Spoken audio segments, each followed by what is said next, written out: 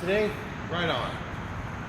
That's how we start. Podcast 49. 49, 7 bitches! squared. I can't wait for podcast 50. I'm going to try and do something special for 50. I'm not saying it's going to happen, but I'm going to try and do something special for 50. Anyway, this is Theater School Rejects Podcast 49 with our perennial guest host, Richard Older. Hello. he's taking care of priorities, vaping. He's fucking vaping because he's not a big enough douchebag. He's got to fucking reach into the douchebag pile. I'm not a fan of vaping. I'm a big douchebag. He's not like a hipster douchebag. Just fucking. No, just a regular old douchebag. Yeah. An asshole by trade. We're roast battling in 2 weeks. What the fuck am I gonna say that you don't already know? He's a huge douchebag. Yep. What else you got? Right. Fuck. Fucking bring it.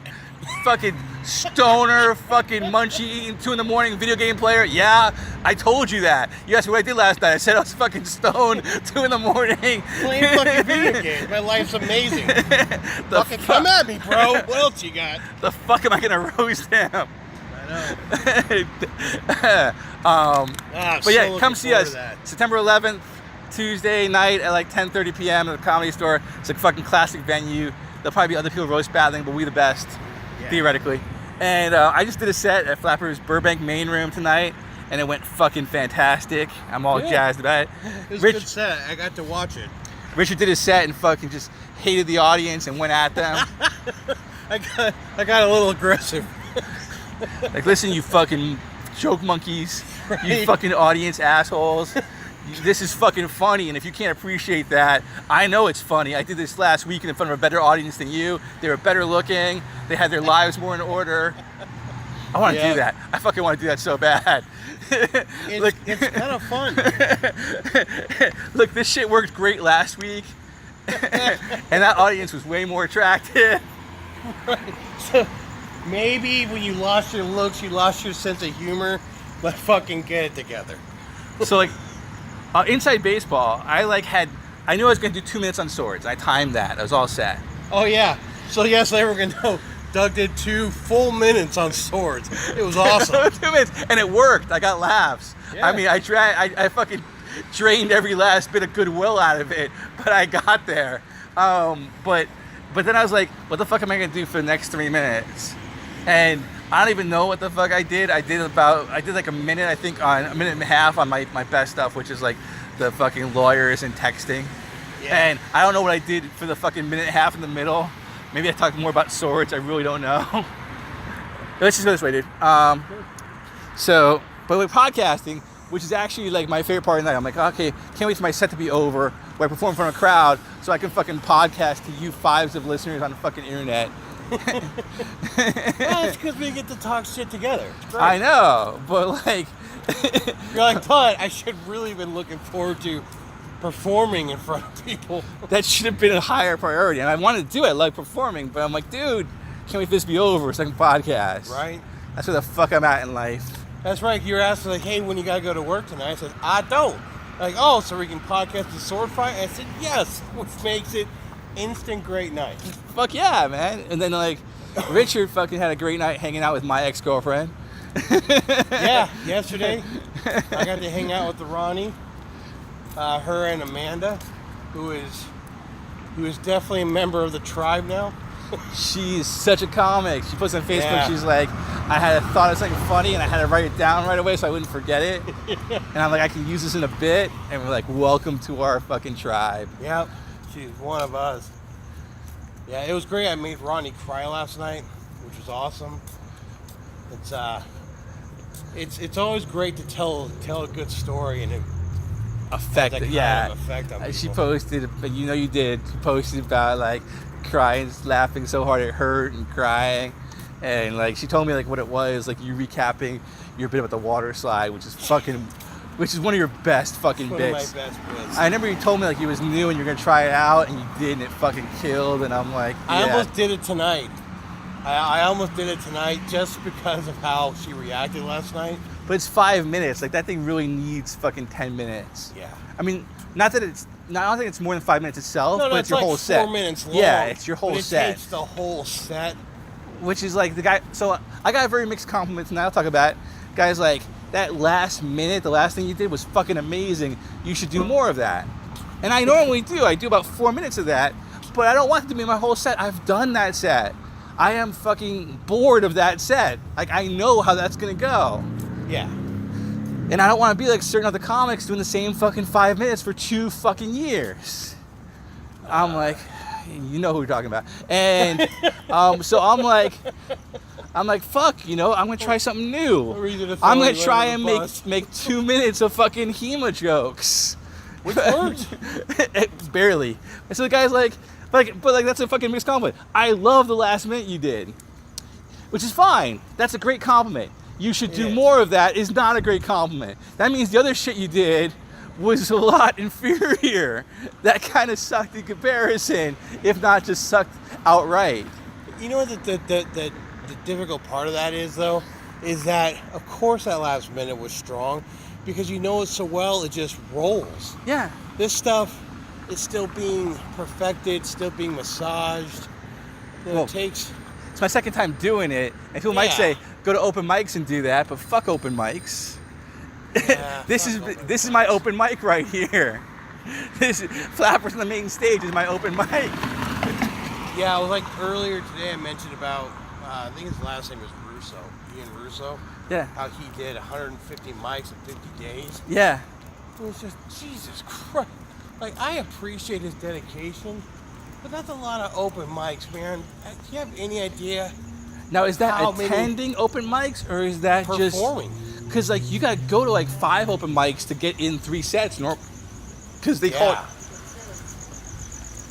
A lot of places, it's lottery, and you don't look it up every time. Yeah. He showed a log. After he finished it, he put up a log of all the places he'd done mics. And I appreciate his dedication to that, but I couldn't do that because I would be fucking punching people by like the 3rd or 4th open mic. I so would. That's Richard saying that, and he's like never punched anyone in his life. I have been arrested 3 times for assault, so like, let me tell you, I cannot do 3 open mics in a week, let alone the same day. Right, at that rate, he's going 3 a day on average. Right, yeah. But more because he's not performing every single mic he goes to. So that's right, like, some of them on average, 5 a day, theoretically, if my 3 out of 5 is correct. So he'd have to do 250 to get in 150 performances in 50 days. Yeah. Now, you can't work doing that. So either he's been successful previously enough to have some savings, or else like he's a trust fund kid or something. Which, you know, kudos, I guess. But even if I was financially stable where I could take, 50 days and do that, I still wouldn't do it. Because I would wind up in jail. Of course you would, because you're a fucking sane person. On the scale of comics, you're sane compared to what we expect from stand-up comics. You have a sustainable level of depression. I've never quite heard it phrased like that, but I've never said it like that before, but I'm super happy I did. That kind of plays off one of our previous podcasts, where Ronnie was making an excuse for a friend of mine, saying we're not talking about his crushing depression and I'm like, everybody's got crushing self-depression. Everybody's sad. It's what you do with it that matters. It's true. Which I didn't get to put on stage because I wanted to maybe try and touch on that today if it came to mind. But sure. Well, because I want to do like a 2-minute bit on the stuff we talked about for the podcast, because that's kind of the idea of the podcast, like creating comedy. Yeah. About happiness being a trap and everybody's sad. It's what you do with it matters. Like, I feel that's a very cool tagline, and I want to work into a bit. Absolutely. Yeah. Well, especially in the comedy community, everyone's depressed. That's what I'm saying. But whereas you have occasional days where you're fucking crushed, and you still come out and perform anyway, and you feel better. And Andrew said he had really bad depression, and he came out and he felt better. Generally coming and doing your shit, being around friends or at least community of people who don't hate you, and doing your bit. Like, that fucking feels good. You beat depression back. Even a couple of laughs still makes you feel good. Yeah. I mean, Maybe the greatest set, but if you do not have the financial wherewithal to buy a sword when you're sad, doing comedy is like the next best thing. it is funny that you're now publicly addressing your sword addiction. It is a solution to depression. I came up with that. Not a byproduct. No, yeah, well, that was my thing. I came up with that fucking. Well, I've learned this from Erica. Is testing bits on Facebook and seeing they respond, and that was the thing I put on Facebook, because like I realized, as I bought my 9th sword, I might have a problem, and then I'm like, no, I got a solution. And I was very happy with that Facebook post, and I'm like, and got some good response. I'm like, well, that's going on stage, and Yep. went on through school rejects. Anyway, I'm talking a lot as I do sometimes. I started doing that same thing. So I started doing that same thing about testing out jokes on Facebook and Twitter from Erica and Josh. So like Josh also throws a lot of stuff up, and he just throws it up just to see what happens. And it gets like 1 like, and that 1 like is me. Right. He has got a great Twitter follow and no fans. Like, just insane. Because there are people with Twitter followers who have like 50,000 fans who are not as funny as Josh. I'm not kissing his ass, because Josh is, has his moments, ups and downs. He's human. Yeah. But like his Twitter line, you should follow him at Nerdy Virgin, is very, very funny. It's very funny. He does a great job. And it's not followed. And his YouTube account, his videos are getting like 1-2 hits. Sometimes he gets 0 hits. That dude's putting a lot of work in right now. And shouting into the void. Yeah. But like he talks about shouting into the void in his podcast, that is in fact shouting into the void. So fucking,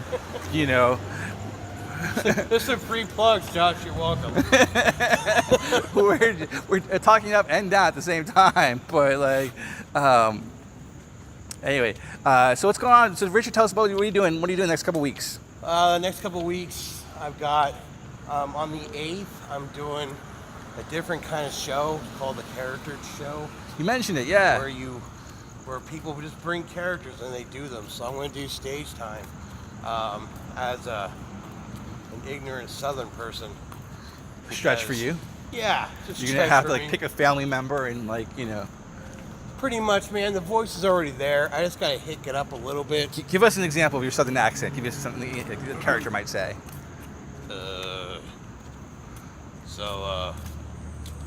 Mama came down and fondled my nuts a little bit because she thought it would help me feel better. Wow, that got dark. Okay, so I have a couple of Southern jokes that I get to break out, and I've previously told them to Richard, but I haven't done them on the podcast. So my favorite Southern joke is, be brave. All right, guy's about to get married, and his dad's talking to him, and he's like, "I'm nervous, Daddy." And his dad's like, "What are you nervous for, son?" "My wife, she's a virgin. I'm gonna be her first." And he says, "That's it, son. The wedding's off." He's like, "Dad, no, I love her." "I don't care, son. If she's not good enough for her family, she damn sure ain't good enough for ours."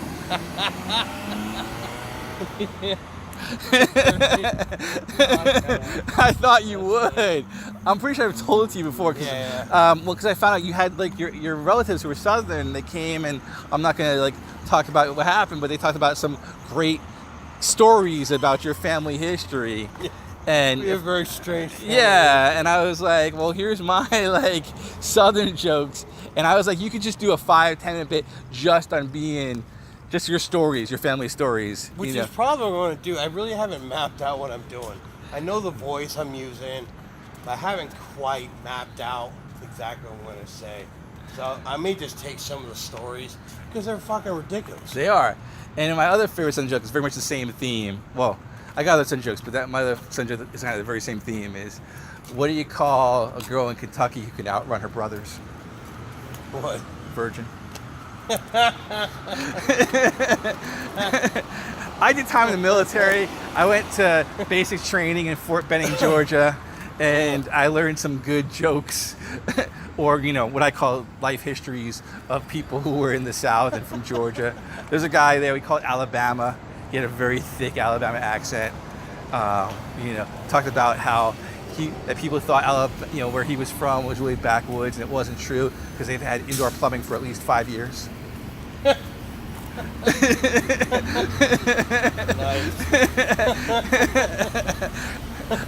I don't think you ever said that. I think I just made that up, but I like it, and that's a bit I'm going to use Good from now enough. on. If we can just get one 30-second bit out of 15 minutes of podcasting, it's totally worth it. Because comics know you sit down to fucking write, and you fucking look at that blank page. Writing comedy is hard as shit. Look, which is why I don't do it. I just fucking wait till a conversation comes and I think of something remotely funny, or I just decide to make shit up on stage. And just jot that down. Or I just fucking, I get a video of the set. That's how I remember it. I've watched old sets and I'm like, oh shit, that was good. Why did I stop doing that? I totally forgot that I had that. I totally did. All right. So let me bring this particular episode of the podcast to a close. You have any words of wisdom for our fucking thousands of listeners? You know what? Be kind to each other. It's a weird time, man. We just need to be nicer to each other. Well, that's true. It's a hell of a way to fucking end things. All right. I'm gonna quote Tom Lehrer, one of my inspirations, who said, if upon listening to this album, someone is moved to say something nasty to a loved one, or perhaps strike a friend, it will all have been worth the while. Right on.